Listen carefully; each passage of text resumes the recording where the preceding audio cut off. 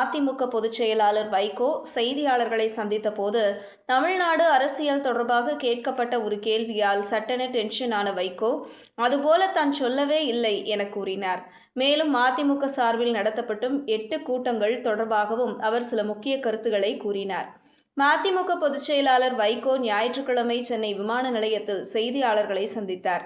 அப்போது செய்தியாளர்கள் கேட்ட கேள்விக்கு அவர் சட்டென டென்ஷனான நிலையில் வார்த்தைகளை எனது வாயில் திணிக்க வேண்டாம் என்று சற்று காட்டமாக பதில் கூறினார். தொடர்ந்து அவர் பல விஷயங்களை குறித்தும் பேசினார்.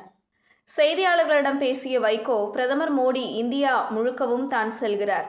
உலகெங்கும் கூட பல நாடுகளுக்கு இடைவிடாமல் சுற்றுப்பயணம் மேற்கொள்கிறார். அதேபோல தான் தமிழகத்திற்கு வந்துள்ளார். இதில் முக்கியத்துவம் எதுவும் இல்லையே என்று அவர் தெரிவித்தார்.